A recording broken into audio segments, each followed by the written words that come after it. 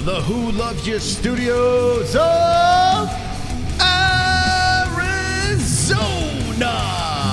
Henry Cejudo versus Chito Vera. That's breaking news. Cannonier dominates Arizona. Henry Cejudo versus Chito Vera. That's breaking news. Cannonier dominates.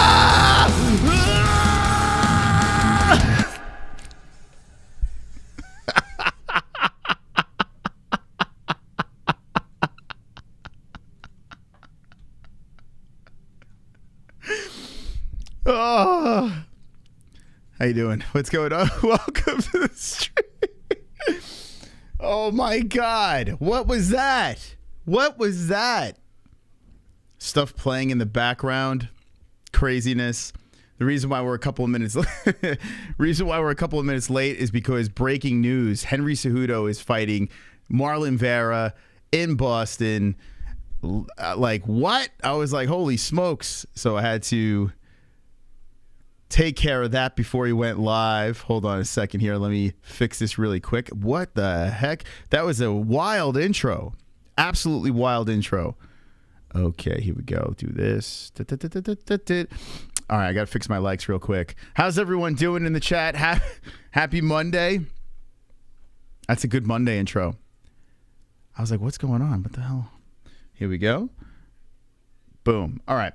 How's everyone doing? Yeah, so the breaking news. I was about to just hit go live, and then all of a sudden I see this breaking news pop out of nowhere. And I'm like, wait, no way. No freaking way. This is actually going down. To me, it came out of left field. I know there was like rumblings about this, but I didn't believe it. Cejudo versus Chito Vera, UFC 292. According to Dana White, August 19th in Boston. That's going down. So I guess we have a backup fight. Henry Cejudo is doing anything he can to get right back into the mix. And then I'm thinking to myself, like, if something happens, if Aljo misses weight, or if Sean O'Malley has a problem with weight, and someone gets injured last second, okay, I get it. Cejudo gets a shot again. He gets to slip right back in there. Cool. But Marlon Vera, what happens with Marlon Vera? Like, what happens if Cejudo is hurt? And is Chito going to be the backup guy? Like, how does this even work? So I'm assuming Henry's going to be the backup dude, I guess. I don't know. But that is interesting. It's an interesting matchup. I'm curious to see if Chito can find a way to right the wrong from his last fight against Corey. You know, he goes from fighting Corey Sandhagen, who's one of the taller guys in the weight class, and then now he's going to fight the smallest guy in the weight class, who is very good. I don't think it's a lock for Cejudo. You know, I think Chito could be a live dog in that fight, but it is incredibly interesting. It makes UFC Boston a lot more interesting. We're going to check out the card. Like I said, this news just dropped, so, you know, I'm fired up about that. We do have the Cannonier performance that happened on Saturday that we'll get into. We'll discuss that card. We'll discuss Keith Peterson's brain farts. We'll discuss all the other news as well. But how's everyone doing in the chat? Hopefully everyone is wonderful. Wonderful. Never count Chito out. Yeah, I mean, listen, like, I have a feeling Cejudo's going to be the favorite, but I would imagine that people are going to be like, okay, this is going to be a good bounce-back fight for Chito. I think it's a really interesting matchup. Thoughts on Jones and Francis face-off? We played it on our last Fight Buddies. We actually played it. I think it's silly. I don't care because they're not going to fight each other, right? So I think it's just like stupid. I really didn't get much from it. I didn't get chills from it. Like if they're in the same organization, then I would. Or if the UFC was even thinking about crossing over to PFL, I would be interested in that. But I was just like, yeah, whatever, you know. All right. Are you taking calls tonight? If we take calls, it would be at set a goal of 13,450 over here. 13,450. I will take calls, but if we don't hit that, no. Keith Peterson's brain farts smell like cigarettes and booze. That is actually wonderful. That is wonderful. It's completely true. Completely true. Let's see. Francis looks scared. Francis, you know, the thing with the face-off is Francis was being respectable. You know, he was on the outside of the cage as John was inside, and he was kind of like talking smack but laughing and having fun with it. And then when they squared off, like Jones was like, yeah, you don't want this smoke. And Jones was like really talking the shit. And Francis was just kind of like, it was just stupid. I don't know. It was just stupid. You hate your chick? I'm sorry to hear that, man. I'm sorry you hear that. So yeah, if you're just jumping in, the breaking news of Chito Vera versus Henry Cejudo dropped right before we went live. And I'm loving it, man. Like, let me put it in the chat. Let me drop a poll over here to see who you guys think is going to win. We'll get early predictions from the peeps. You know, I'm leaning towards Henry, but I don't think it's a lock. I really don't. Chito, I don't know. It's a really interesting matchup. So let's see who wins. Who wins? Cejudo. I think most people will probably go Cejudo, but I don't know. Let's see, Cejudo or Vera. Okay, here we go. Gonna lock it up in that chat right now.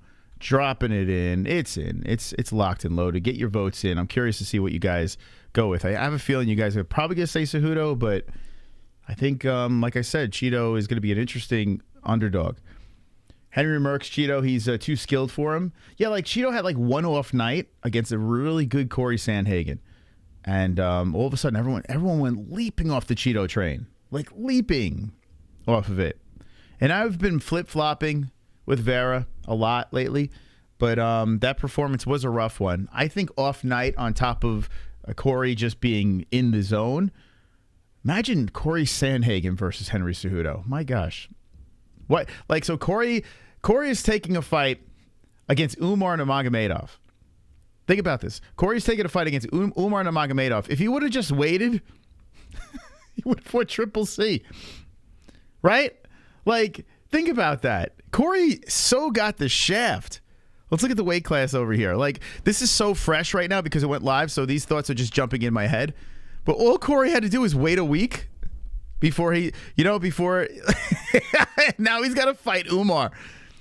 He's got to fight fucking Umar, and he could have just waited and fought Henry and been like right in play. So crazy, man. Yeah, Corey's at 4. He's fighting the number 11 guy. And you got Chito, who lost to Corey. He's fighting Triple C. Henry Cejudo is sitting at number 3. Bro, how does that even work? How does that even work? This is what happens when the UFC panic matchmakes. They screw over their fighters. Conor's news dropped and the UFC panic matchmake. And poor Corey Sandhagen, who's trying to be a company man, has to fight number 11 Umar Nurmagomedov. That's so effed. That's so effed, man. If he beats Vera. Yeah, I mean, it's not a lock. It's not a lock. But at least if Corey fought Henry, Corey Sandhagen, you know, like, he deserves it. Corey just beat Chito. Vera's sitting at 6. Like, what is going on? This just piggybacks off of the nonsense like that's going on like with the UFC. It's just so weird. So weird. I guess contracts are signed.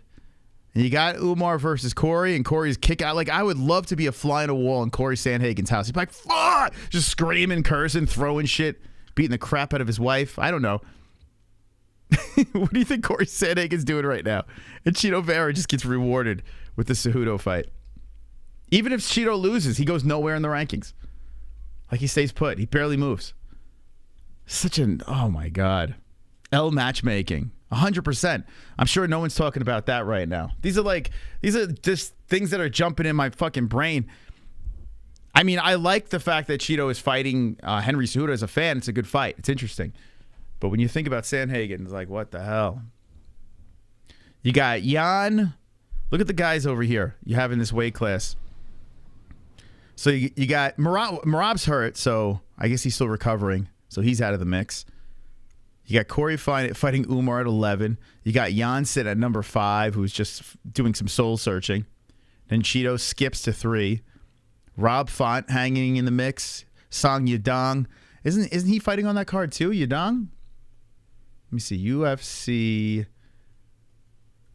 289. By the way, hit the like button, guys. I would not 289. Excuse me, 290. What is it? 290 what? Hit that like button. I appreciate it. UFC 292. 289 was terrible. 292. Man, oh man. So many freaking thoughts about this. Sterling versus O'Malley. Where is it on Tapology over here? Let's check out this card. I think Yadong's on this card. Pull out Yadong. Okay, let's see. So you got, Font versus Yadong. Yadong Song. Yo, Cheeto just skipped the line. Like Cheeto's he just marched past everybody. That's crazy, man. That's crazy. Maybe Cejudo says I want that fight because maybe he waited for things to be matched up. Let's go, champ. And said give me Cheeto because he thinks it's the easiest fight. Thank you, Dustin Diamond. What's up? 13 months as Topuria will kill Emmett this weekend. Let's go. That's a good fight, though. I mean, I have a feeling a lot of people are going to be picking Topuria. But Josh Emmett, the vampire, I'm sure he's gonna bring his A game. It is a really interesting fight this weekend. The card's not bad. It's UFC on ABC. I wonder if Henry says to his wife, you rolling with the Triple C? I'm like, dude, I bet he does. I have a feeling the cringe rolls into the bedroom. I have a strong feeling that that's what's going on. Wow, 75% so far picking Cejudo over Cheeto. This conversation, it's got my interest. It's going to take up a majority of the freaking show. Right before we went live, that's why we were late. I was like, I got to switch some things up here, man. We got to talk about this. Look at this. So far, we still got to get a bunch of more votes in. How is 112 people in here and 60 votes? What the hell? Get your votes in, boys and girls. It's completely free. I want to see what you guys think. Early predictions for Cejudo versus Vera. 74%. No one's giving Cheeto a shot. I have a feeling Sausage did, though, right? I have a feeling. How you doing, Tangy? What's going on, man? I was in the waiting room, then left. Hello, Ann. How you doing, Tangy? Yeah, we were about to go live, and then that story dropped. I was like, yeah, I would be stupid not to put that in the thumbnail. It would just be dopey. Cannonier in the thumbnail is not gonna do squat. So we'll see. Okay, so this is what we've uncovered so far. This is what we uncovered. The UFC 292 Boston card just got a little bit better with Henry Cejudo versus Cheeto Vera. Somehow Cheeto gets this prime spot to fight Cejudo and put himself, like, skip the line, put himself right in the mix. Corey Sandhagen's assed out. He gets the luxury of fighting Umar. And that's that. That's that. If you just jump it in, that's that. I mean, it's craziness. Absolute craziness. But it's a lot of bantamweight action going on here. Damn, man, this card, what is this, the bantamweight card? What the hell? Holy smokes. Where's Font at? Font is at 7. Dude, what is this? Do you think this is a record for a pay-per-view with bantamweight fights? 1, 2, 3, 4.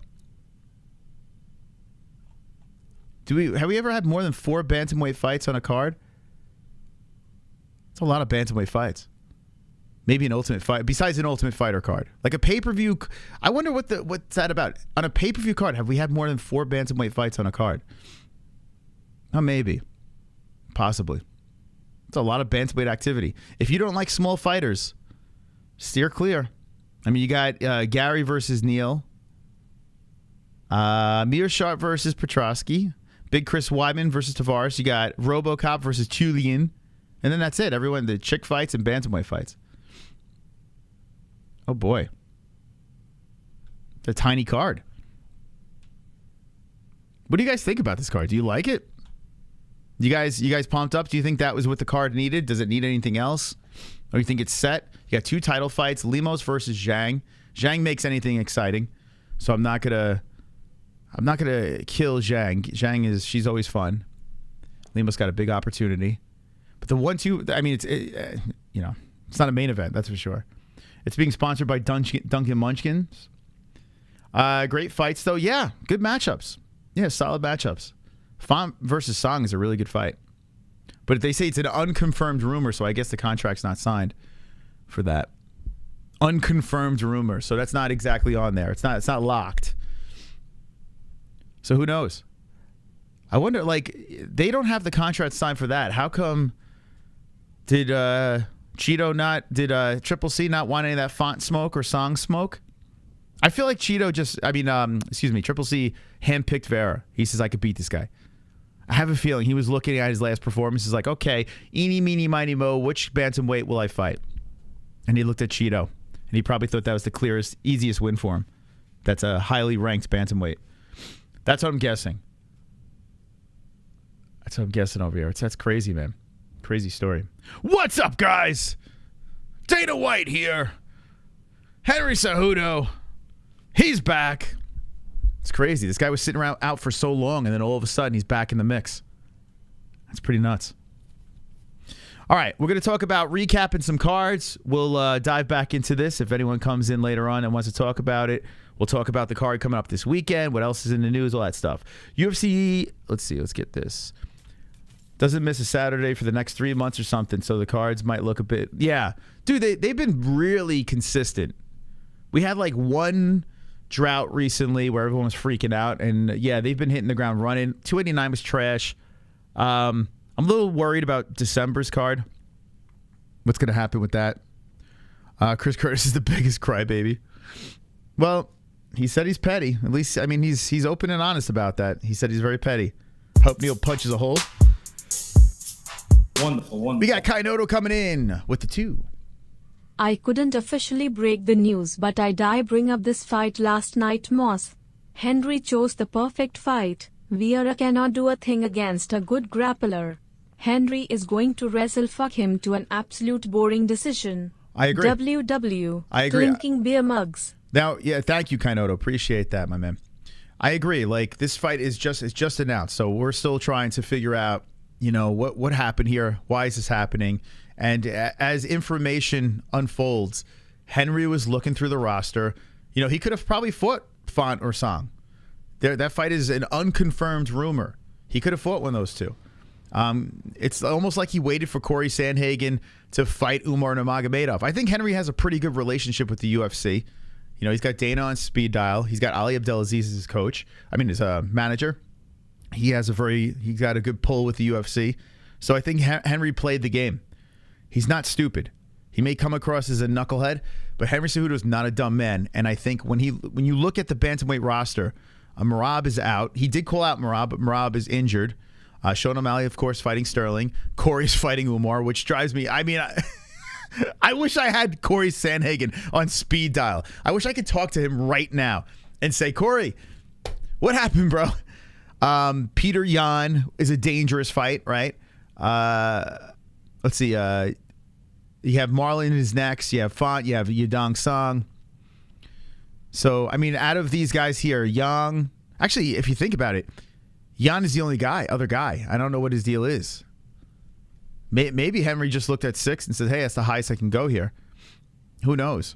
But he definitely played his cards right because he's out of the top 10. Run it back with Cruz, maybe? I don't know. I don't think Cruz would be ready to jump back in there for Boston. What else? Yeah, and you're not going to go past the top 10. So, you know what? Actually, there is kind of slim pickings, but you could have put Font or Yudong Song. They're a little lower in the rankings. Cheeto's sitting at 6. It makes sense. The only thing that doesn't make sense is Corey Sandhagen versus Umar. That's craziness. That is craziness. I tell you what, I would have loved to seen Sandhagen Cejudo 4 versus 3. I feel like Henry dodged a massive bullet with Corey's length, his all-around game. I mean, Corey would probably be a nightmare for Cejudo. You know? And I know people will be like, well, Aljo submitted him quick. This is like Corey 3.0. Sandhagen's a lot better now. Henry's a smart clown. Yeah, he is. He's not a stupid dude. All right, let's recap this card over here. Last Saturday's card. So much to freaking talk about tonight. Let's do a little recap activity. By the way, let's give a shout out to our sponsor too before we get going over here.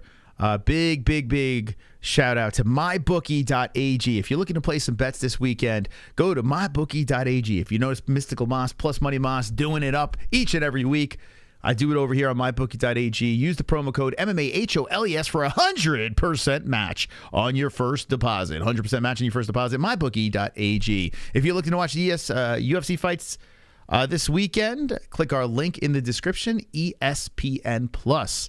ESPN Plus, link in the description. You could watch the fights. And by the way, we teamed up with Millions as well. I'll have another call with them tomorrow. But Millions, Bruce Buffer's co-founded company. I love this link up. It's not like we're going to get rich from Millions. We are actually going to fucking help fighters get paid, baby. Let's go! We're going to help the fighters here on the MMA-Holes. I am stoked. So anytime we have a fighter on that is with Millions, we can share their merch and stuff like that, and you guys can support them. You know, a lot of people screaming about fighter pay. If you want to really help them out, we'll give you the gateway to helping out those fighters. So that's actually really cool. Millions is an awesome company, and very much looking forward to seeing what we got in store in the future. Okay, so okay, so yeah, this is going down this weekend. Topuria versus Emmett. Let's back it up. Let's back that ass up over here and talk about the fights that happened Saturday. So many stories coming out of a card that was kind of lackluster on paper. We're going to blast through this as quickly as possible, get to the news, and have some fun tonight. Like I said earlier, someone was requesting for phone calls. If we hit the goalie goal of 14,000, what was it? 14,440. Now we'll do 14,400. That's fair enough. That's a pretty reasonable thing. 14,400. 14,400 will open up phone lines. Okay. So let's scroll through this thing over here. Okay. So Bukowskis gets the win over Zach Pauga. Zach Pauga, first fight on the card, unanimous decision. It was a fun fight. It actually was pretty entertaining. It did go to the distance, but it wasn't that bad. Then we roll into the second fight again with Lawrence versus Arguella. And thank you, Casey Jones coming in with a double champ. Let's go, champs!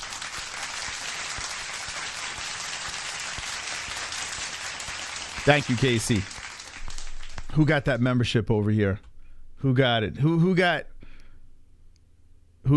it? Something Funny got it. Let's go, Something Funny. Welcome, champ. Welcome. A champion. So, second fight on the card. We're watching this stuff. We're saying, okay, what's going on over here? Argueta was the underdog, a plus 160 on the Tapology. And Argueta was a guy that came out like he was possessed, like he was rabid, like he had rabies, this man. He was going nuts in there trying to submit Ronnie Lawrence. He had him in a position. He was mounting him. He was trying to grab the neck and choke him out. It looked like Lawrence was just about to tap. His hands were waving around. And then Keith Peterson steps in and says the fight is over. As he steps in, Lawrence stands up and he says, no, no, no, no, no. No. No, that's not true. I did not tap. They go back to the replay. The commission steps in. It becomes a no contest. Keith Peterson stands there with his head down, and he just looks very disappointed in himself. In real time, it looked like he was about to tap. In the replay, you see he clearly didn't tap, and he was kind of waving his arm around, and Keith Peterson grabbed his hand, I guess, to see if he was awake. And Lawrence was kind of like, not only was he trying to fight the choke, but he was slapping Keith Peterson as well. How you doing, Craig? It was just a weird shit show sequence. And if anything, I mean, you don't know what's going to happen, right? Like, he could have got finished there. Argueta could have just got it done. Or Lawrence could have survived it. Argueta could have burnt out his arm. And who knows? Maybe it goes in the other direction. You have no idea. We'll never know. But both of these guys, I don't know if they got a bonus. I don't know what happened over here. But both of these guys get the luxury of not going to the judges, the decision, whatever. It is not a finish. It's a no contest. I think that rule is ridiculous. You don't give Argueta the win. You reset those guys. That's what I say. That's the only thing you can do. You start it back up. I know Argueta was in a really dominant position, but a lot of times when you have something happen along the cage and they don't reset it against the cage, they just reset the fight, you're just gonna have to reset it. I think if these guys are going through training camps, you should just reset the damn fight and start over. You know, unless there's an injury or something like that. I don't understand why it just results in a no contest. It's a silly thing. It's super silly, but let me know in the chat what you think. Do you think the right thing happened? What do you think about cigarettes and booze? Keith Peterson, let me know in that chat. If you ever donated blood, that could be some boner. What? Let's see. I'd open a brothel called Ass and Eatery, not gonna lie. Nice. Okay. Wonderful. Sounds like a great place. Oh, yeah, baby is due any day now. That's true. Yes, that is true. Vettori looked really bad. We didn't get there yet, but yeah, he did. He looked like trash. Sub 2 joints. Hope you're doing well. All right, thank you, guys. Appreciate it.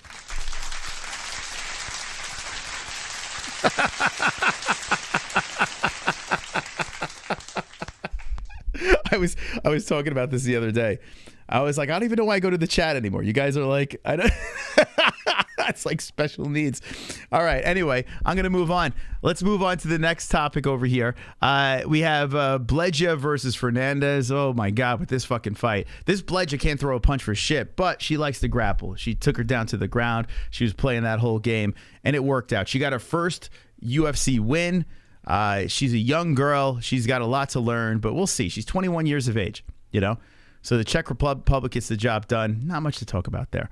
Hernandez with Bondar. Okay, a technical decision over here by who gives a fuck? Who gives a fuck about Kang and Quinones as well? Rear naked choke submission. Great job by Kang.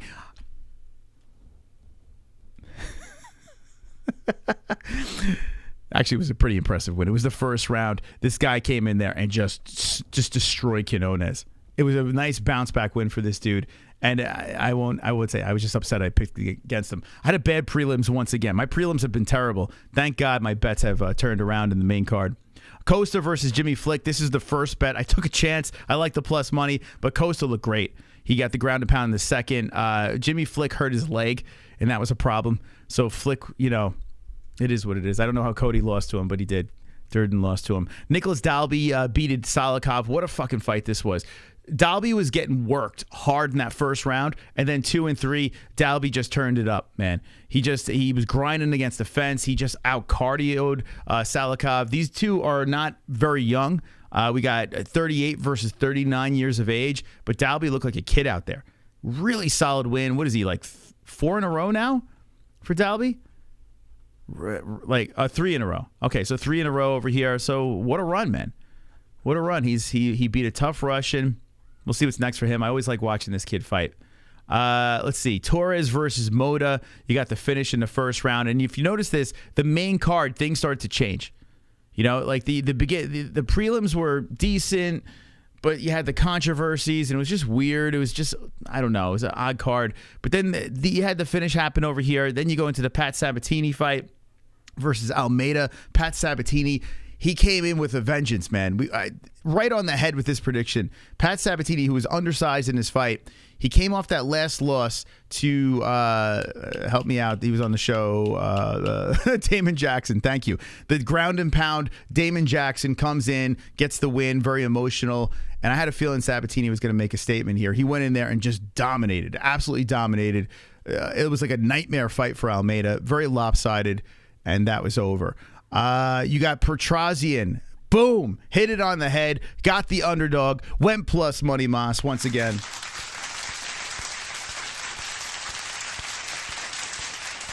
Did it again. Up the plus. Petrosian looked very good. Duncan is green. Very, very green. He's an exciting striker. He's like always leaping around, doing all crazy shit. It's not the end of the world for Duncan. Like, what is he, 8-1 now? No big deal. You know, he gets back to the drawing board. You know, at this stage of the game, sometimes you need those losses. So I'm not going to completely dismiss Duncan, but Petrosian's just he's a tough matchup for anybody. And Gregory Rodriguez, thank you for letting me know that. Sarukian got a win that he really needed. The thing that really stuck out in this fight was that second round. The second round where he got rocked, Sarukian, he was able to overcome, get the takedown, and dominate, finish in the third round. He made a statement here against a guy he was supposed to beat. He gets on the mic. He's calling out people. Michael Chandler seems to be on his hit list. He wants Islam Makhachev, a rematch with that. And Sarukian's a fan favorite. A lot of people love Sarukian. So we're going to bounce back into the autism right now. Chat, Arman Sarukian. Is this guy the real deal? Is he the real deal? We need to see more. I need to see more. I honestly, I felt like this is a win that he was supposed to get. He did get clocked, but he did overcome that. I need to see more stuff from this guy. I still think a lot of these top guys beat him. But let me know in the chat what you think. Arman Sarukian. Good night. I mean, there's just some letters you can't resist. No complaints. Happy to be here. Happy to be alive. Getting called special needs while eating box of gushers in boxers while watching MMA-Holes and realizing I'm special. You know what it is? It's like when a teacher calls on the kids in class and not paying attention. Let's see. If you're 6'6", I'm 5'5". Is it the other way? I'm on 5'5" and 6'6". Or maybe it's 6'6", I'm 5. No, yeah, I think it's reversed. Money Moicano will finish Arman. Ooh. Money Moicano is coming on next Wednesday. That is actually... Did I announce that here? I don't think I did. I announced it on the gaming channel, right? Yeah. Oh, there's an announcement. Money Moicano. You guys familiar with him? We made contact with him. He's crazy. He's got a fun YouTube channel. Next Wednesday. Coming on the show. Let's go. There you go. Let's go. Brudda. Let's go, brudda. Let's see. Actually, the 666 in the dog is because I'm a Marine and we were called Devil Dogs. Aha. He one of my favorite fighters. I still think he needs to beat a top 5. But I would see him being a champ, just not now. So first, you're talking about Sarukian, correct?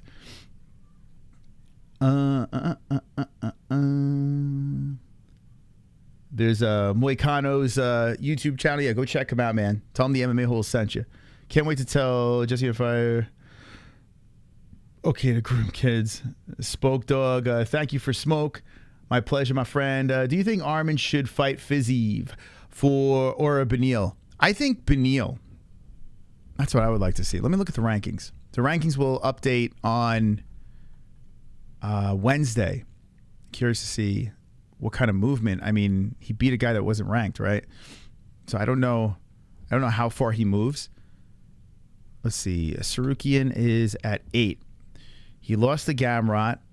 Fiziev is right there. I would like to see him fight Dariush. I would. Although the Fiziev fight is very interesting. He is coming off a loss. But I think Benny. I would like to see Benny versus Arman. You know, if Benny bounces back against, the hype train of Sarukian, which I think it would be a very competitive fight. It's a great fight. Fiziev is a good fight too. But I think Benny. That's what I would like to see. Benny sitting at 4. Give Sarukian a little bit of a jump, see what happens. The Chandler fight makes sense too. I don't know what's up with Michael Chandler because the Conor fight doesn't seem to be realistic anymore. It feels like such a slap in the face to the freaking fans. The whole tough situation and them teasing that he's going to fight Chandler at the end. And it's just like, it's annoying. It makes me not want to watch the show anymore. I'm like, this is fucking stupid.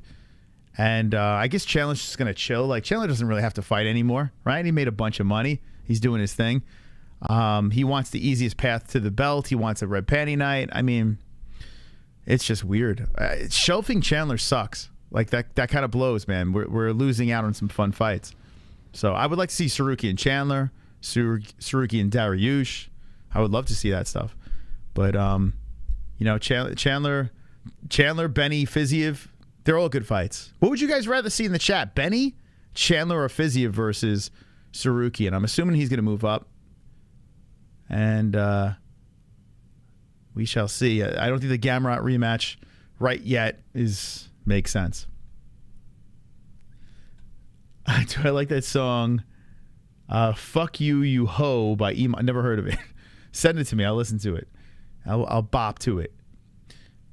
You don't think we'll ever see Ngannou versus Jones even in a boxing match? No, I don't. I think Ngannou successfully burnt the bridge with the UFC. I think he lit it completely on fire. Yeah, it's a bummer. And I am not even convinced that John Jones comes back.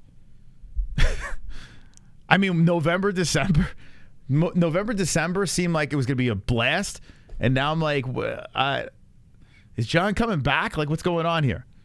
Is he going to fight? Who's he going to fight? What's going on? It's a mess. So many messes in the UFC. I will see Benny fight Armin. I think Beneil could prove that he can make a comeback. Yeah, Armin Benny, I don't know, it just works. Benny needs a bounce back win. You fight a hype train like Sarukian, you beat him, like the UFC rewards you again. You lose to him, that's a little bit of a blow. But I mean, you look at the guys under Benny, what is like? I don't know. I like Sarukian versus Benny. It just stands out to me. You got fire in your pants. I think we'll see Conor before Jones. Interesting. That is interesting. I thought Conor was going to come up before the year is up. I didn't think the allegations were going to hit. That threw a complete monkey wrench into this whole thing. I mean, I'm not saying he would have definitely hit the USADA testing pool if it wasn't for the allegations, but that severely put a hamper on things. You know, that doesn't. If you're looking for Conor to come back, that doesn't help. Now it looks like he's innocent. It looks like he didn't do anything wrong, but still. You know, that doesn't help. He's got this nonsense going on here. He may never come back. But you think, oh wait, so Conor before Jones. What do you think, chat? Who comes back first, Conor or Conor, Jones, or neither? That should be the poll. Yeah, I'm going to take the Cejudo out. I'm going to take Cejudo Vera out. Because it looks like you guys clearly think Cejudo's going to win. Yeah, 70% going with Henry. All right, so this poll, there's no need. I don't think it's really going to change much from here. All right, so let's yank this thing. It's a pretty good question. I think neither might win. All right, let's start this poll. End it. This is the beauty, man. If you're watching the replay. Hold on. We got Kevin. You hear that jam? Thank you, Kevin. What's going on? Save the show. Thank Did you, my man. part, partner. I appreciate that. Look at Kevin coming in. Saving the show. Real man right there. Real man. So like I said, at 13,400. So we're at 13,356. We will open up phone lines. 13,400. I mean, that's probably the lowest save the show we've ever done. So if you'd like to get phone calls, let's hit that number. Streamlabs. Who, let's see, comes back first? Okay. Here we go. Who comes back first? Ba-dum, ba-dum, ba-dum, ba-dum, ba-dum. All right, Jones, McGregor, Ed option, neither. Come back at all. Neither come back. Okay, Jones, McGregor, neither come back. Is there another option I should throw in there? What do you think? Should I throw another option? Is there anyone else sitting out? No, all right, we're just going to ask that. All right, who comes back first? All right, this is going to get interesting. I think neither is going to be, I think it's going to be the winner. But we shall see. All right, let me get this out here. Boom. Thank you for the subscribe, whoever just came in here. I appreciate it. Wonderful. All right, so if you're just jumping in, we discussed a little Cejudo versus Vera. If you have thoughts on it, feel free to always bring it back up in the chat. We spoke about some of the card. Let's get into the main event here, the carnage in the main. We spoke about Saruki and what's next for him. I like Benny. But the main card with Jared Cannonier versus Marvin Vettori. I'm not surprised that Cannonier won, but I am surprised with how violent and how lopsided that was. That fight was just brutally violent, brutally lopsided. Marvin Vettori was too tough for his own good. And Cannonier from round 2 on was just an unstoppable force. Vettori was just getting battered. Cannonier set a record for significant strikes at middleweight. And Marvin set a record for eating significant strikes at middleweight. That's not a stat you would want to have if you're Marvin Vettori. So the stats are, here we go. So for the full fight, significant strikes, 153 for Marvin, which is a lot. 241 for Cannonier. And Cannonier barely looked injured. We'll talk about what's next for Cannonier and what's next for Vettori. But in this fight, Cannonier showed that even when he's pushing 40, he still fights like a kid, man. The cardio is there. His striking is there. He's got grappling.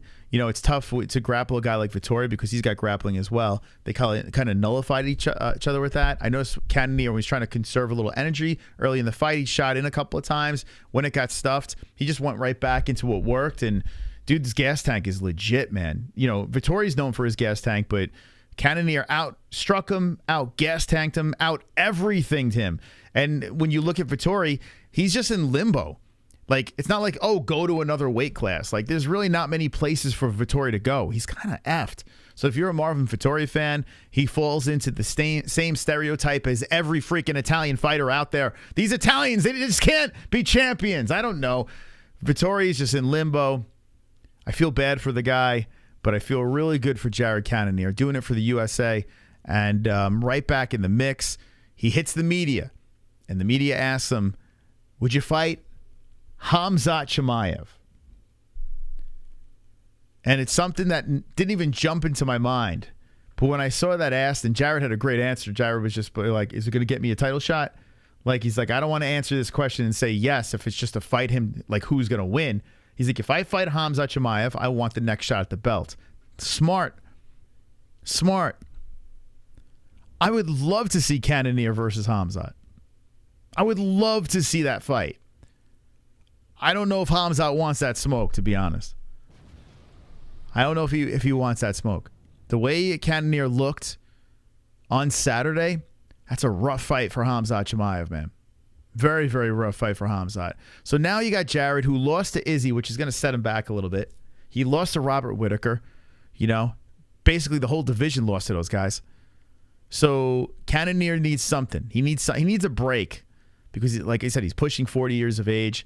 He needs a break to get right back in there. Can he beat Izzy in a rematch? Would you like to see him fight KHAMZAT Chimaev? What's next for Marvin Vettori? These are things that need to be answered in the chat. Chat, let me know. Wonderful. Pulse. Save this stream. We have much to discuss in the way of merchandise and face reveals. Okay. Also, happy Father's Day to you, sir. Thank you, Pulse. Thank you. Appreciate that. The $2 donation. Pulse trying to save some show. Appreciate it. We're getting closer. 13,400. We will save the show and open up phone lines. Not much time left, guys. Gotta get it in. We do have 2 donations that we just dropped. We have the new Julianna Peña donation that took over the Ronda Rousey donation. There's a link in the description down below for that.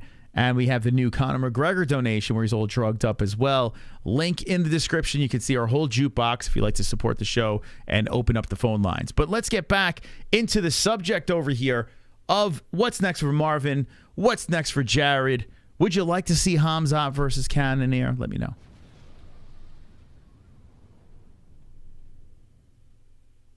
KHAMZAT doesn't stand with Jared like Marvin did. Smooth brain move from Marvin, in my opinion.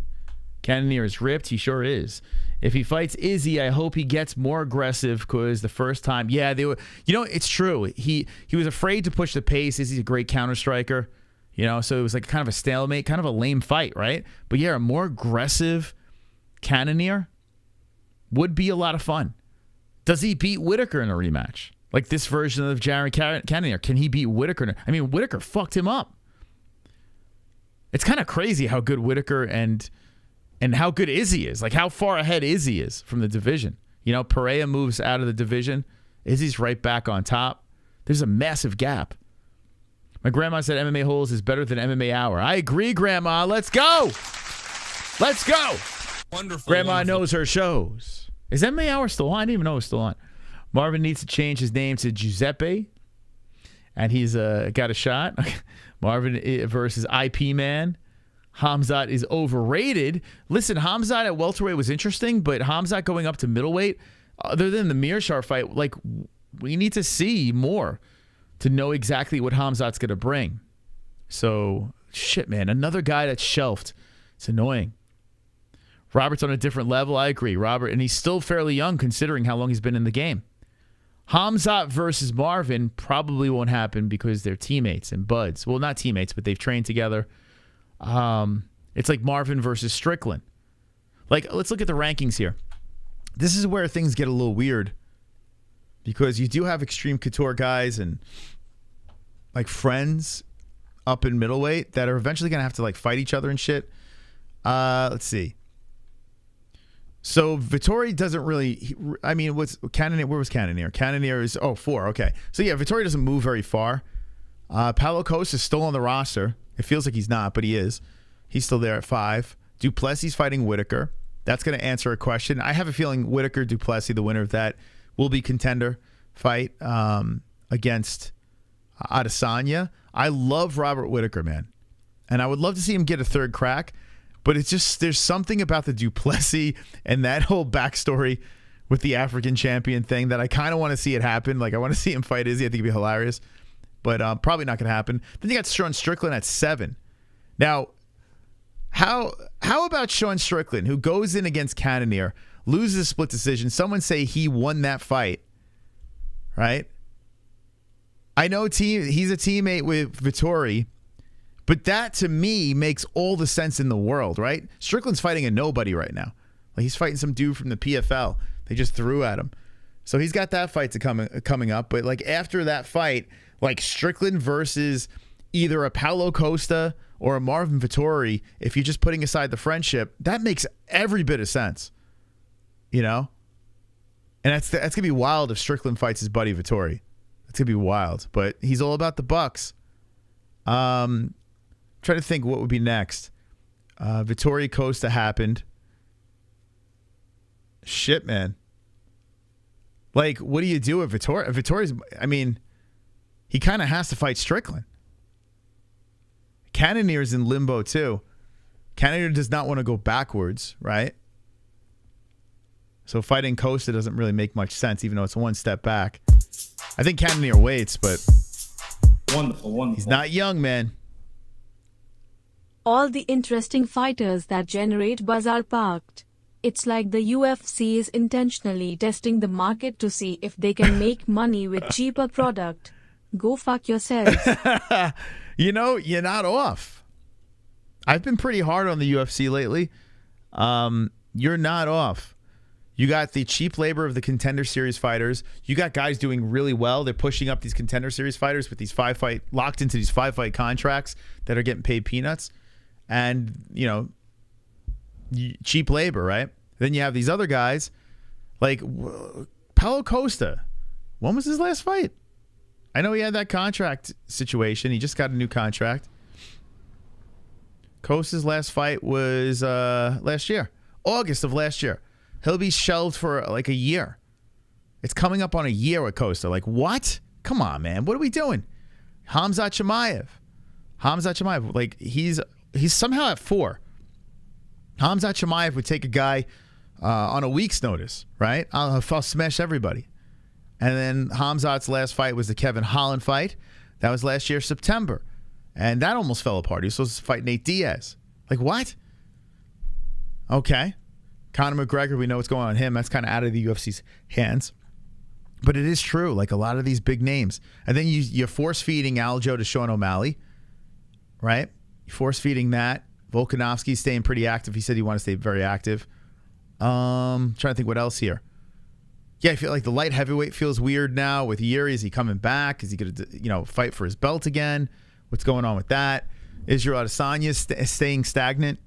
right? He's waiting for the Whitaker versus Duplessis fight, I guess. I guess that's what's happening.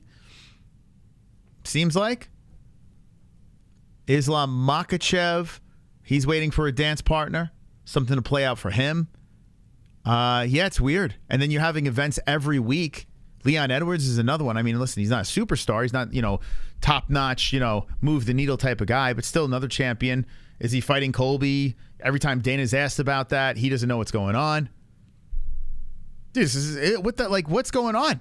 Either they don't want to fight or they're getting forced to fight. Like, it's weird, man. We're in a weird time. And then we're ending the year with the two massive events, November, December, Madison Square Garden, maybe Vegas. We'll see what happens in December. There's no John Jones. There's no Conor McGregor that they're trying to sell us Corey Sandhagen versus Umar Nurmagomedov. I spoke about that before. That fight looks dumber than ever right now. When you have Chito Vera versus Henry Cejudo, it should be Cejudo versus Corey Sandhagen. Then they force feed us the Korean Zombie versus Max Holloway, a complete landslide, lopsided fight, that one there. What is going on with the UFC? What's happening? Everything's falling apart. It's the weirdest thing. Just bizarre. Absolutely bizarre. We just came off the UFC 289 event. We got quick stoppages. Just shit show after shit show.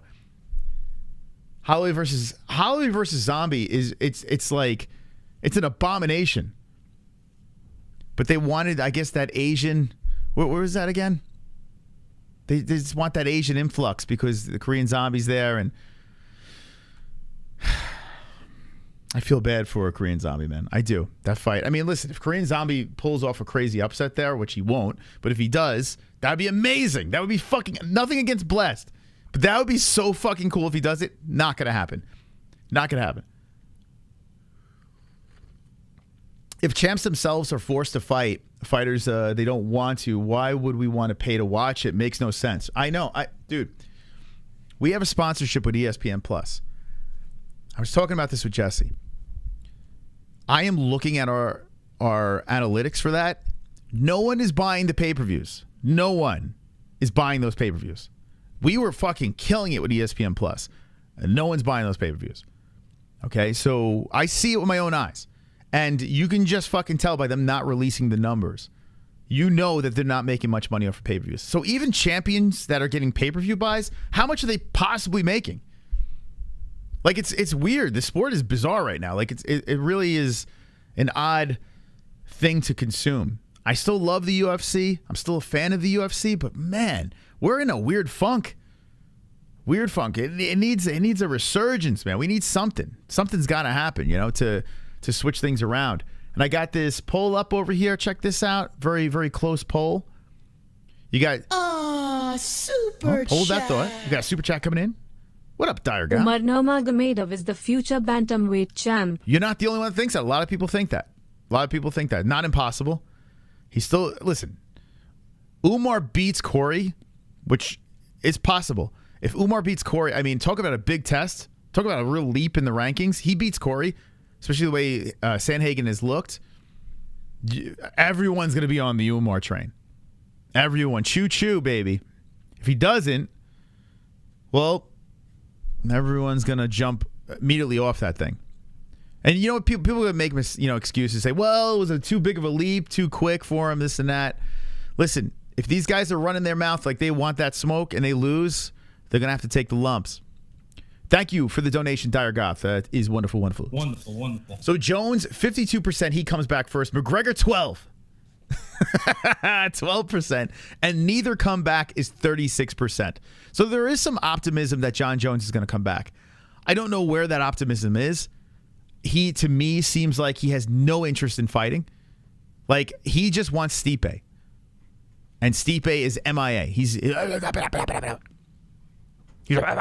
just like mumbling somewhere, fighting fires and doing his thing. Stipe is nowhere to be found. Talk to us, UFC. Dana White, this is a message to you, all right? Listen, I'm a fan of the UFC, and I'm a fan of Dana White. Dana White's a good promoter. But lately, I feel like he's been a little rough. Things that have been, the announcements have been cringed. The media scrums have been kind of cringe as well. You're just lying out of your fucking ass and you're thinking we're all believing you. You're breaking all these records that don't even exist. You make it up. Like, people are actually finding things that, like, debunking everything that you're saying. You're getting, Power Slap is getting better ratings than the NFL. Like, these are things that come out of his mouth. I understand he's a promoter and he's supposed to feed us nonsense and bullshit. But you got a lot of hardcore fans that are paying $85 a month for the pay-per-views, that are paying for ESPN Plus, that are paying for Fight Pass as well. When are we going to get it back? When are we going to, I mean, what's going on? Well, you get an event every weekend. Well, maybe quality is more important. I'm a fan of events every weekend. It helps us out as a show. We have more content to talk about. But boy, oh boy, it's getting tough. It's getting tough over here.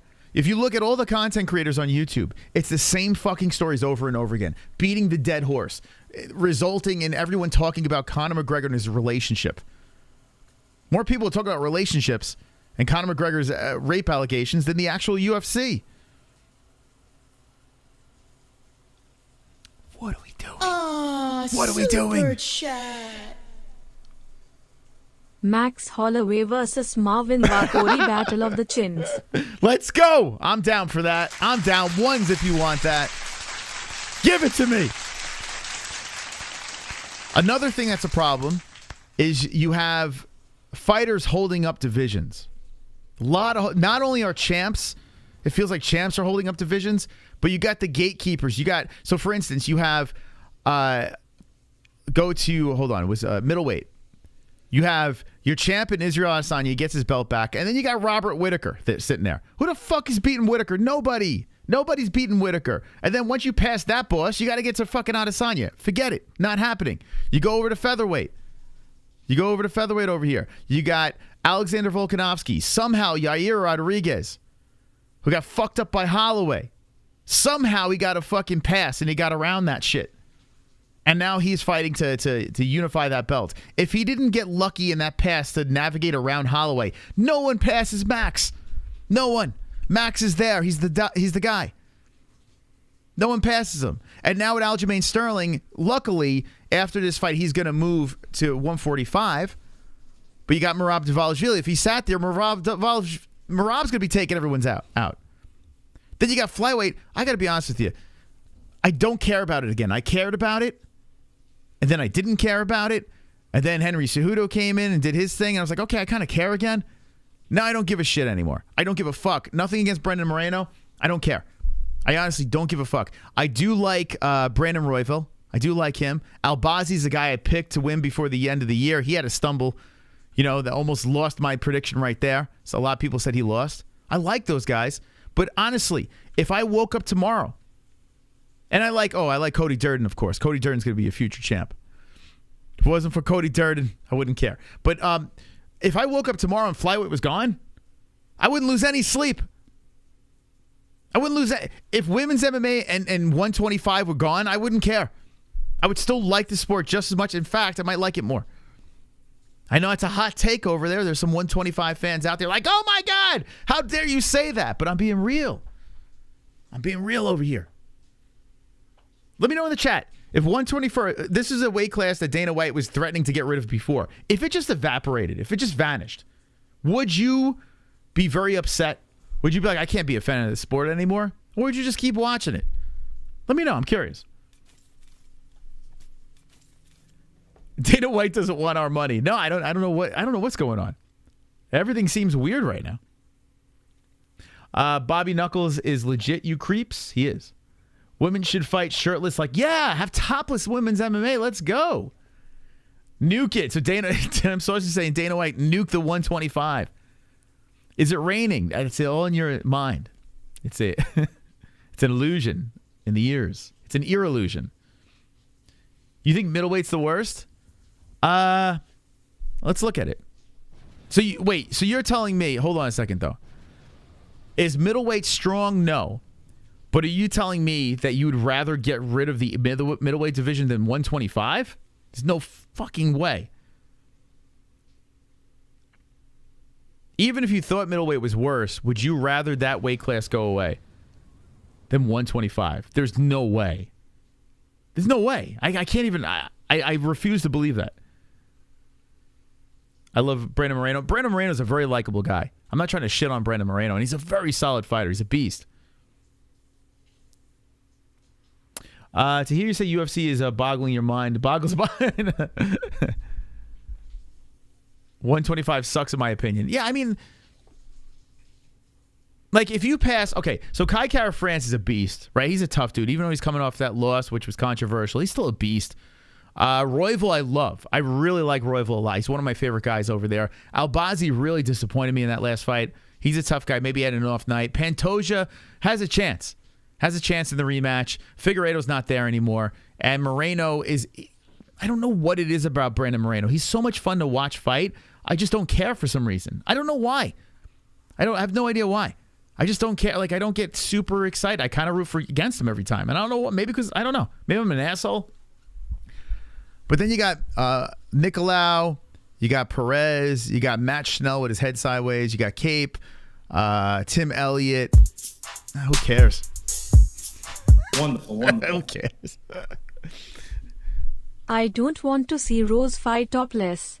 I don't like boys. Maybe Sausage and Kainoto would be interested. Rose, would you like to see that, chat? Rose fight topless? Some people are like really weirdly attracted to her. I have a feeling it's people that like damaged women. I thought Rose was very attractive and tough when she had the long hair, and then she got all weird. Her nostrils got really big, and she was super and super Jesus and crazy, and I don't want to see her topless. No. All I care about is Brandon Moreno defending, and that's it. If Brandon loses the belt, then I lose a rematch. Then lose the rematch. I'll never watching flyweight ever again. That's 100. Okay. Moreno needs to rape a couple women. Yeah, if Moreno was snorting coke and raping women, and harpooning whales, let's go. I don't care, man. I don't know. I wish I did. I wish I did care about Brandon Moreno. Why don't I? Bores the hell out of me. Like, his fights are decent. They're solid fights. I don't know why. I just can't latch on to the guy. It's weird. A lot of times we see some of these flyweight fights, like it feels like WMMA sometimes. I want to mind some Rose knockers. Yeah, Rose with hair is like it's crazy, the difference. Moreno's very bland. Yeah, like it's not good for me to go out there and say, well, I'm not a Brandon Moreno fan, because he's like the purest, nicest guy ever, right? Maybe if I don't know. Maybe if we had him on the show and I interviewed him and got to know him a little bit better, maybe I would care about him more, But as just a generic fan watching his fights, I'm like, who cares? It's weird. Do you have any darker than a sheet of paper? What? Do you have? What is that? Does anyone have a darker than a sheet of paper? What does that even mean? I saw Rose in person in Vegas back in the day when she had long hair and heels. She was hot, man. Yeah, I know. Back in the tough Rose with long hair, she was pretty hot. I don't know what the fuck happened to her. She went all like Sigourney Weaver in Alien. He needs to steal Eddie Guerrero's gimmick, Latino heat. It's weird. That's the weirdest part. I'm always biased on Mexican fighters. I always root for them. But for some reason, Brandon Moreno's the only Mexican. I'm like, yeah, who cares? Strange. Very, very strange. I like Cejudo when he was fucking around over there. He got annoying a couple times, but I still enjoy watching him fight. I don't know. Maybe my spark will relight at UFC Boston and Pantoja Moreno is a firefight, because it could be very good. But we're in a weird spot right now. A little dip in the excitement factor. I am excited to see this fight though that just got announced. Cejudo Vera is good.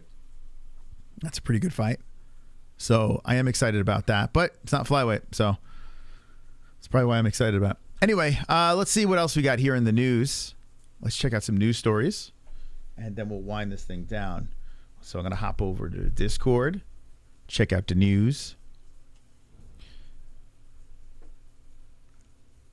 You want Brandon to join MS-13? I don't even know what MS-13 is. I'm from Tijuana. Moreno is a legend of the land. You're from Tijuana. Yo, Mexico is. I would love to go back to Mexico. It's freaking. It's beautiful. Okay. Let's see what we got here. Let's go to the news. Okay, so Cannonier batters Marvin. We spoke about that. Diego Lima confident Charles Oliveira knocks out Islam Makhachev. No. Listen, if anyone understands Oliveira, it's me. It's me, baby. I picked Islam over him. Easy pick for me. I picked Oliveira over Dariush. Easy pick for me. Easy stuff. If anyone knows Charlie Olives, it's this guy over here. Islam Makhachev does the same fucking thing to Charles. He does. Does the same thing. Charles is a likable guy. You know, if he wins, it'd be fun. It'd be a good story. He gets that belt back, the whole deal. And he's a fun champ, too, because he's never in a boring fight. But Islam beats him again. Am I off, guys? Do people think Charles is going to bounce back? I'm sure there's a bunch of you that think that. Let me know in the chat. Do you think that Charles gets redemption against Islam? Make the fight, baby. Put him in Abu Dhabi. Let's go. Cannonier actually took 2 rounds against Izzy. He won't be a favorite, but he has a chance. I tell you what, Cannonier in a rematch, it feels like Whitaker, right? When Whitaker rematched, he didn't get run over by Izzy. You know, it was a whole different fight. Now, he didn't win, but it was a different fight. I think Cannonier's fight would be different as well. I don't know if he beats Izzy. I don't think he does. But it is different. It will be a different fight. It might even be even closer. Charles, a new game plan. The new game plan do not get finished. Islam Makhachev sucks at ping pong. Seriously, I never seen him play ping pong. Even though judges gave him only 1 round. I remember that fight being so bad though. Like it was just they were just too cautious. I think Charles, and it worked so well for Izzy. I think Charles will lose, but will make a better fight this time around. Possible. It is weird that they aren't more black female MMA fighters. They just cut another black female MMA fighter, so. I'm not even old enough to play shuffleboard. What are you doing? Even Poirier versus Gaethje isn't great. Poirier is going to destroy him. I agree, Old Hickory. Now, I don't know about destroy. I think Poirier is a lock. I think he's going to win. I think the fight is going to be a little more competitive, but I agree. I don't think Gaethje wins at all. I not at all. I think I'm basically like, I feel like I already went in the future and I was like, yeah, Poirier's got this. Like, Poirier wins. Now, I feel like Gaethje's a smarter fighter now, so it's going to be a little more competitive. Poirier wins. There's no doubt about it. So might as well just give him the fucking BMF belt now. Why are we waiting? Why we got to pay for the pay-per-view? Just give him the belt. Let's see. He played some ping pong on a road to the Octagon show. I didn't see it. He's not good at it, huh? There's got to be something he's not good at. Islam beat Dustin and Justin. Yeah.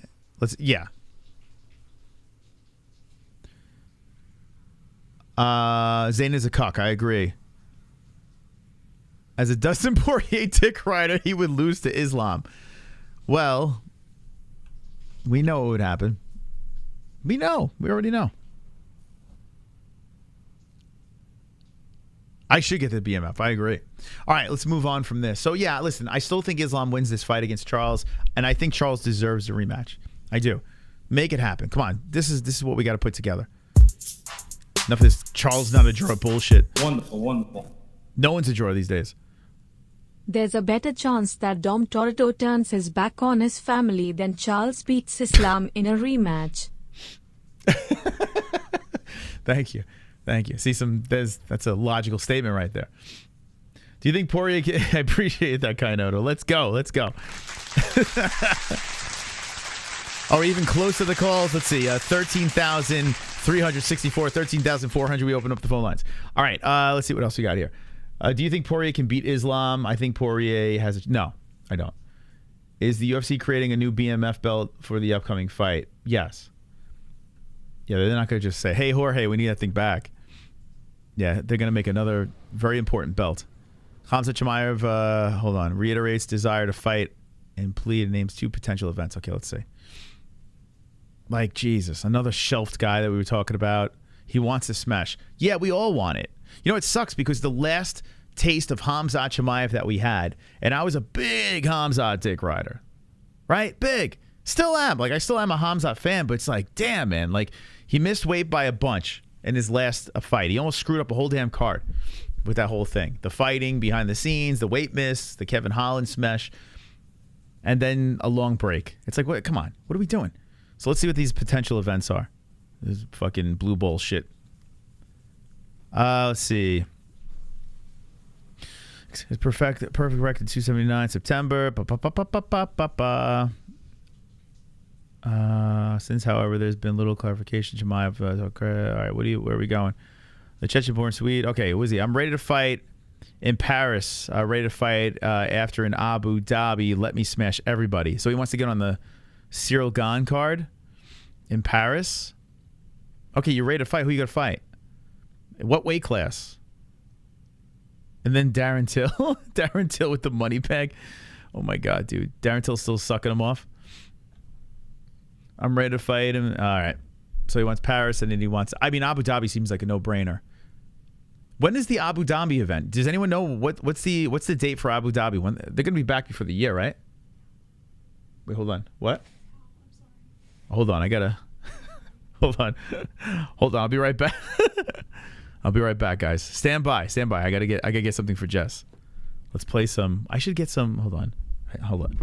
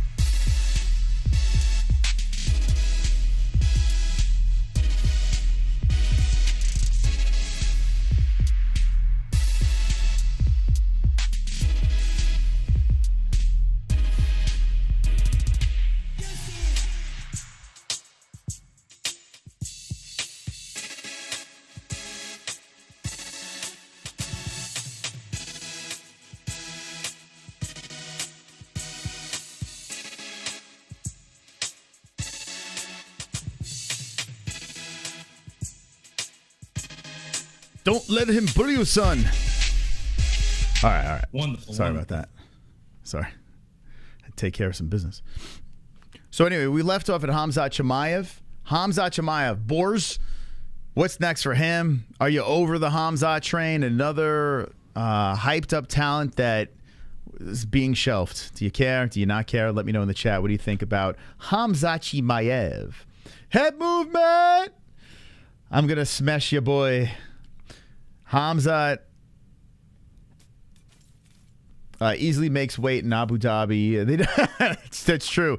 Abu Dhabi's been a little lenient with the weight, with the scales and the towels and all that stuff. There's another Khamzat out there. Looks like him too. What? There's 2 Khamzats? Koscheck by TKO, 6th round. Oh my God. Let's see. Conor or Chuck Liddell, who was drunker in their prime. Oh my God. It's tough to out drug and alcohol Conor, man. He's been on fire. Just lost your power again. Oh shit. That is not good. I hope it comes back soon. Allah Akbar. I'll bet everyone here is surely kind enough to hit the like. Hit that fucking like. What are we at? We're at 91. Come on, baby. Hit that like. What's wrong with you guys? Hit that like button. All right. Anyway, let's move on from this. I'm going to smash everybody. The UFC is better with Khamzat in the mix, so I hope he comes back soon. Islam describes training with Sergey Pavlovich. This is, all right, what is this? Talk to me. Talk to me. MMA news. 9 minutes. All right. That's too much. What did he say? All right. It'll be hard, but Pavlovich is able to deal with anyone, Makhachev said in Russian, translated by Yuka Hero on YouTube. I worked with Sergey when he was AKA. He worked together on the ground. He has crazy strength. He pushed me away so hard. I even injured my neck. I mean, dude, he's with Pavlovich. Dude's a lunatic.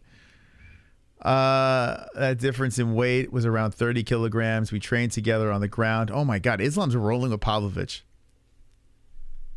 Here's John Jones. Should John Jones versus Miocic eventually get confirmed for later this year, the chances of Makhachev's remarks being put to the test may diminish despite only research. Okay. How cool would it be to spend the retirement fight dominating the greatest? Oh, we saw that. That's old as fuck, man, that tweet. Okay, so Islam is rolling around with Pavlovich. Anthony Smith on MMA fan base in 2023. Oh my God. Yo, Anthony Smith is like the most, how can I put this in a way where it's not too rude? I think even Jessie jumped ship on Anthony. Jess, did you jump ship on Anthony Smith? He's annoying, right? He is sensitive. Yeah, he's very, very sensitive. You think the home invader took his machismo? He is very whiny, man. He's a whiny dude. And then he had that last fight against Johnny Walker, and dude was like saying weird ass shit, like what he did something to my family or something. I don't know what's going on with Anthony Smith. I think he needs a shrink. I think, like, I'm gonna try not to be as mean about Anthony Smith and him crying and complaining anymore, like about everyone. But because I think he has mental illness. Once you get to a certain level, then they hate you. No, that's not true. That's not true. I have people that can't stand me. I'm not a very high level, and there are people. In fact, today I've dealt with people. They do not like me. So I don't know. The certain level's pretty low. I still love it just as much as I always have. The actual fight, Smith said. When was he on the MMA Hour? I feel like this shit's old. Is it today? Today's Monday? Damn, I didn't even know the MMA. Dude, I completely... So who was on the MMA Hour today? Hold on, let's see.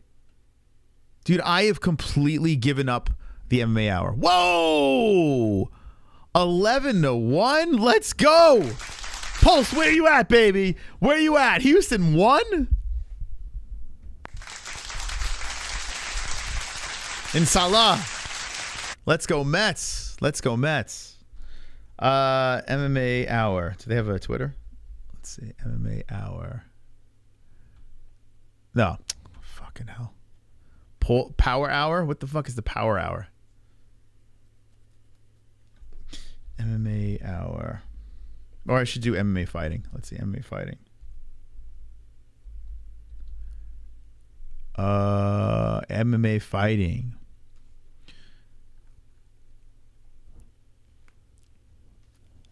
This show's going back to back. Damn, man. That's a fluke for the Mets, man. Let's see. Who do they have on? Dun, dun, dun, dun, dun, dun, dun. I can show this now. Damn. How many people watch the MMA Hour in the chat? I'm not going to shame you for doing it. But I've completely... I used to watch it a decent amount for like content for the show. And I've realized I could just go on Twitter and just get like clips, the important stuff. I don't have to sit there for that shit. So who do you have? Did you all come on? Oh, this is Belter 297. Who won? No, who won the week? Who do you have on the show? I don't even know who I had on the show. So I guess Anthony Smith is one of them. But I don't know, man. Like, does anyone like Anthony Smith? I know Ariel sucks. I don't even know it was on today. Dude, I didn't either. Like, I just stopped watching it. MMA on Point. A friend of ours works with them. Or, not a friend, but a guy I like on Twitter works with them. He's all right. Mac Malley. He's a very successful Twitter entrepreneur. So I have no beef with MMA on Point, which they think I have beef with them. I don't. I've heard through the grapevine from our community that we have beef with them. I don't. I just made fun of the guy with the floppy hair, but that was about it. That was many moons ago. I also gave up on Ariel after he played victim. Yeah, that's the on-the-nose bullshit is like, I can't turn it off quick enough. Which is nonsense. Ariel's D tastes good? What does it taste like? I watch it, but I'm getting kind of tired of the whining of Ariel. Yeah, that's where he kind of lost me. Like, at least with the interviews and stuff like that, I was able to pull information for the show, and I could say, okay, that's valuable stuff. Breaking news, we can talk about it the night of. But now it's just like, I'll just go to Twitter, man, and get the cliff notes. Why am I going to sit there and waste my fucking life? Lionhead. Anthony Lionhead Smith. I feel like Anthony Smith is untrustworthy and psycho during the Johnny Walker fight. Yeah, I think I hope he has, like, he goes to therapy. You know, and what do you got to prove, man? Like, he feels like he still has the fire. You got the Believe You Me podcast, right, with Michael Bisping. I mean, you have life after the UFC. Live that life. Live it up, man. You know, do your thing. Do you.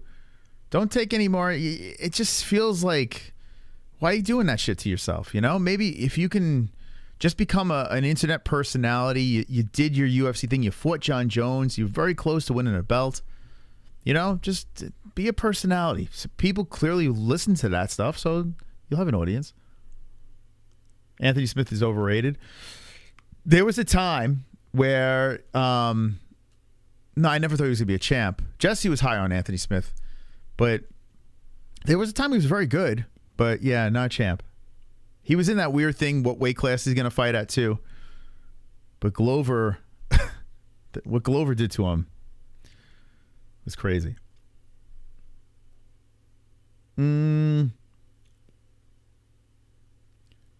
Let's see. Smith is annoying and says controversial stuff for clicks. Yeah, I don't even think he does it for clicks. I think he just is a weirdo. I don't even think it's calculated for clicks. I think he just got a weird mentality. Remember when he was crying about Conor? He's like, if you said that shit on the street, you get killed. It's like, dude, he's being a fucking cokehead knucklehead. Leave him alone. All right, what else we got here? So Jamal Hill, Corey Anderson. I toasted the 40-year-old guy you beat to win the belt on 2 weeks' notice when he was ranked number 3. Other than that, who you beat? Nobody. Oof. Going after Jamal. I lost one fight in my life due to injury. You took naps. We're not the same. My resume will always read champion. And at the end of the day, I'll beat your ass, period. I got to say, Jamal Hill's really growing on me. Like, I like Yuri Prohaska a lot. I would like to see Yuri get the belt back. But I tell you what, Jamal having that belt, if he stays the champ and he fucking smokes Yuri Prohaska, the dude gets it. The dude gets it. He's, what's that? You think Yuri will get it back? Jamal. What? Jamal's going to be the end of the year champ. Jamal's going to be champ at the end of the year. Well, he is the champ. So you think he defends and stays on still? It's that we win both ways. With Yuri as a champ or Jamal as a champ, I think we win both ways. Jamal, he's got to get some more respect for sure. A lot of people I counted him out, and it's because he walks around with that dad bod. He's goofy, but he seems like just like the fucking coolest dude. He seems like a real cool dude. So I'm a fan. I hope I would like to see Jamal Hill beat the crap out of Corey Anderson. That's never going to happen. I'd like to see that. What do you guys think about Jamal Hill? You fan? You like, whatever. Give or take. I don't mind him.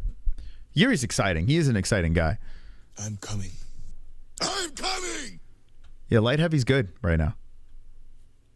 Would Jessie enjoy a bad dad joke? Depends. Fire Anthony and hire me. I'll dance as I get my ass kicked and be more entertaining than Smith. That last performance is rough. Yay or nay with Jamal Hill? Yay or nay, chat? Dash likes Jamal. I like him, but Yuri is my guy. Yes, we know that. You're a big fan of Yuri, right? I like both. So it's like a win-win. Like if they fight each other, it's going to be a bummer because I do like both. I think I would lean towards Yuri because Yuri's got, I don't know, there's something whimsical about him. Like he's not the most exciting on the mic, but his fighting style is fun. His weird hairdos and shit. Yaya or hey, nay. Dustin's a nay.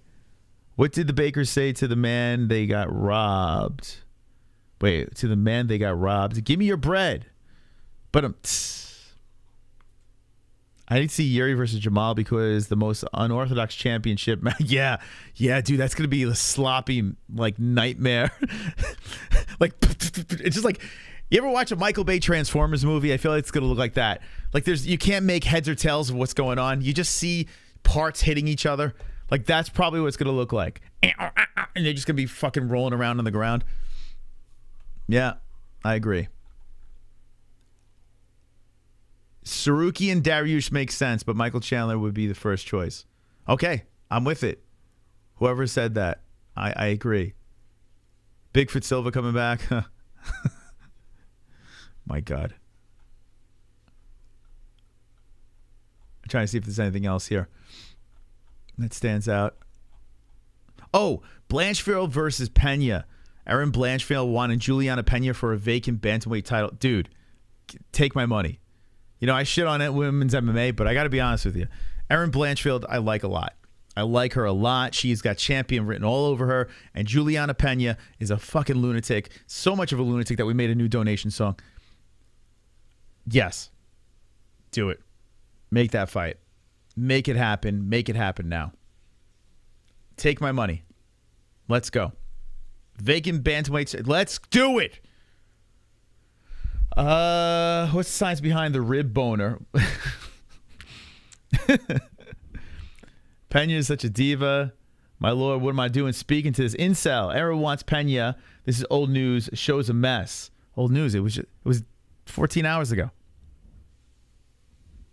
We weren't live yesterday. We were playing video games. We didn't talk about it. And that's a fake account. It's not the real one. The real one would never say anything so casual like that. Never say that. Casual. They smelled like a straight up Kush. I smashed not that she'd want my bum ass. Which one though? Peña or Blanchfield? Which is the smash?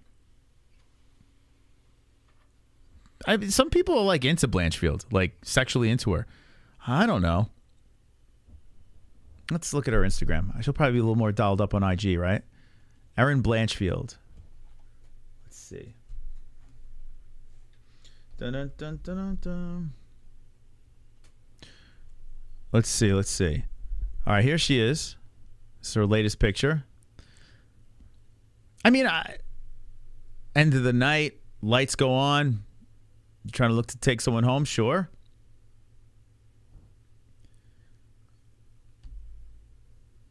I mean, you know.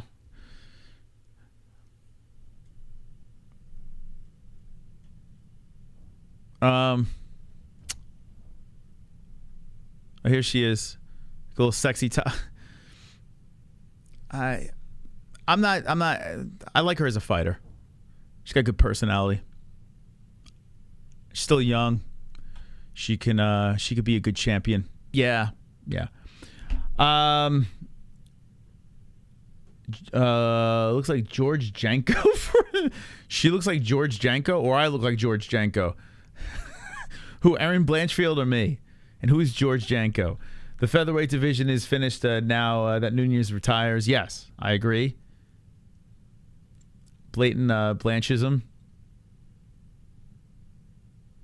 She is dangerous. Yeah, I don't know. I'm not going to sexually... she's not on my sexual hit list. Yeah, but as a fighter, I'm a fan. I'm 100% a fan. But I would like to see that.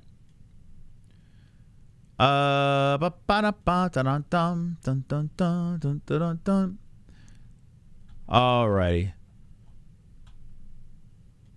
So...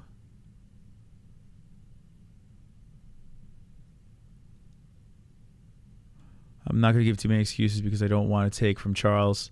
He was the better. Okay. Well. So that. Alex Pereira and Sean Strickland trained together ahead of pivotal fights. I have seen some of their training. Is there any new footage? Let's see. No, I don't think I saw this one. El Potan. El Potatoan. All right, let's check this out. Let's go to the videotape. Alex Pereira's YouTube channel. Dude, every fighter is having a YouTube. I was saying this the other day, and I'll say it here. I was saying this on the second channel, on the gaming channel. If you are going to start an MMA YouTube channel, beware. Because not only do you have to deal with us or other, you know, established MMA YouTube channels, you got to go against UFC fighters. You got to go against champions, former champions, guys that are in the game, that make the walk, that are delivering not only the exact same content that you want to deliver, but they're also giving you behind-the-scenes footage of their training and all that stuff. So good luck, man. I'm so glad I'm not starting a fucking channel now, man. It's crazy. MMA Prodigy, bro, we literally opened the show with this, you dumb fuck. You can't, like, we literally opened the show with this. We were at the tail end of the show. Go back to bed. Go back to bed.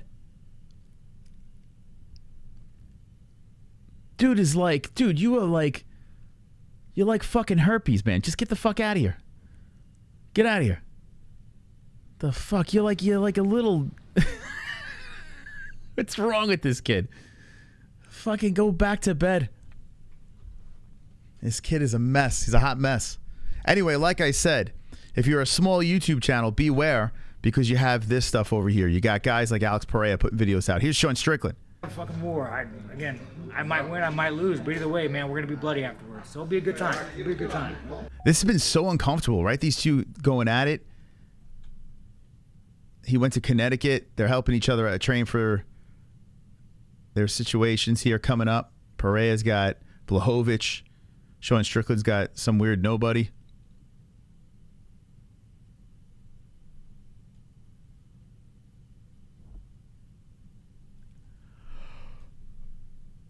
Yeah, I don't know. I don't know how I feel. Let's see. I want to be a team fighter. There's Glover. I see him do that. Eu tô falando que às vezes eu tô por cima de você. Você sobe com 30 segundos. What's with the music?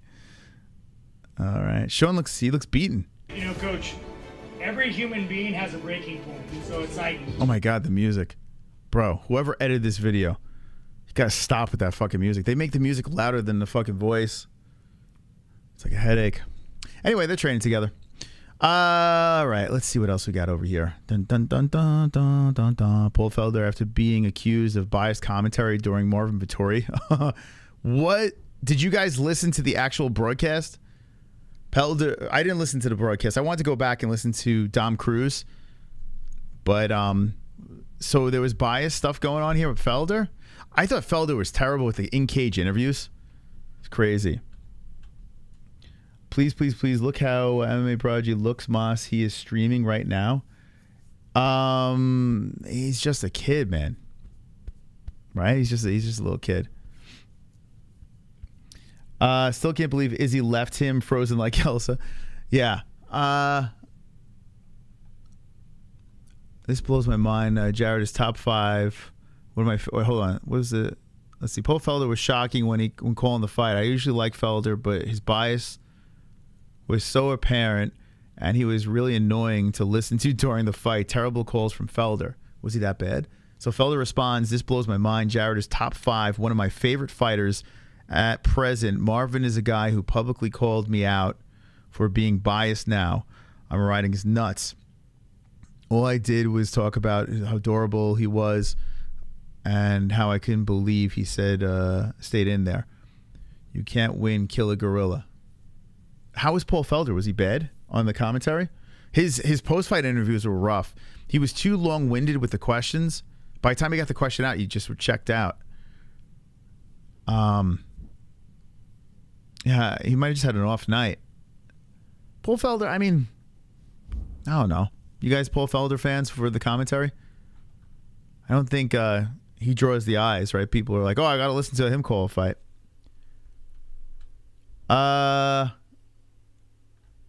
Let's see. You're the best ever. Thank you.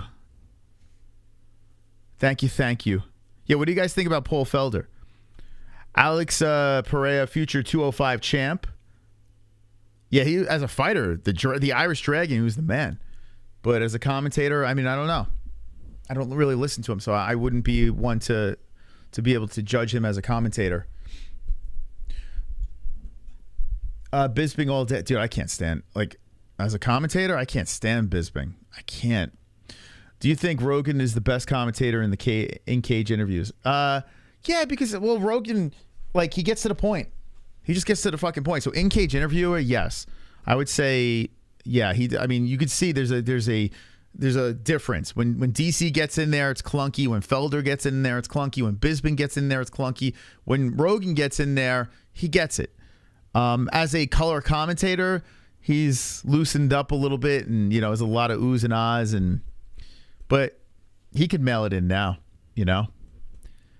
Someone needs to make it rain now. Here we go again, JJ. Oh, wait, you run your mouth with JJ? Oh my God, dude. What is this kid doing? What is this kid doing here? Hold on a second. What is this kid doing? Is he live? He's not even live. Someone said he was live. Oh my God. Dude, what is he doing? Bro, you gotta go to bed, man. You gotta go to bed. You're tired. Go to sleep. Gotta go to bed. This kid's gotta go to bed, man. Someone tuck this kid in. Someone tuck him in, man. It's past his bedtime. I made a compliment about him not too long ago. And you know, he keeps on digging graves for himself. It's the dumbest shit, man. This kid actually could be doing like real shit, you know, and he keeps burying himself. I don't know, like it's disappointing. He's like that disappointing son, you know. Like you're like, fuck, man. He could have been something. He could have been a contender, but he just keeps on fucking up. His poor parents. Okay, what else we got? And we spoke about this. All right, that's pretty much it. Cejudo versus Vera. Like we said in the beginning of the show, it's going down. ESPN MMA dropping it. Dana White spoke to Brett Okamoto. If you're watching the replay, let me know in the comments section. What do you think? What do you think in the chat down below the comment section? Thank you guys for stopping by. Appreciate it. Wednesday night. Tomorrow is tough. I don't know if we're going to be having a baby. The baby's coming. I don't know when. But tomorrow is tough if we're not in the hospital. Wednesday, I was going to have a guest on, but like I said, I'm not booking anyone because I don't know when we're going to be in the hospital. But next Wednesday, Moicano is coming on. So that's going to be a lot of fun, man. Moicano is crazy, man. He's a crazy son of a bitch. So Moicano's coming on. We have a crossover collaboration between the boys, and I can't wait to talk to him. We got the fights this weekend. They're on early, by the way. The UFC fights are at, let me double check here real quick. The Emmett versus Topuria, which I really didn't look at this card too much. But it starts on ABC, another early, oh my God, 8:30. Oh, Randy Brown's fighting again. I popped in Randy Brown's Twitch account. He always gives a nice shout out. Randy Brown's a good dude, man. Good peeps. Always root for Randy. Wow, Ricci versus Robertson. Let's go. That's a good fight. That's a good chick fight right there. Good for Robertson. Ricci got the ass. She coming off a big win. Zumagulov coming back with he's still going with the Pimblet haircut.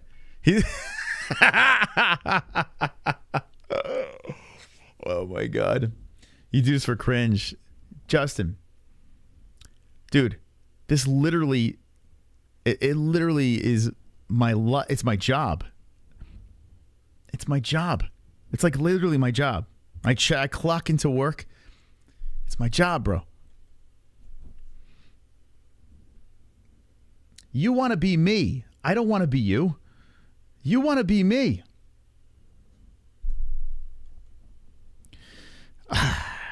Anyway, what's going on here? I don't understand.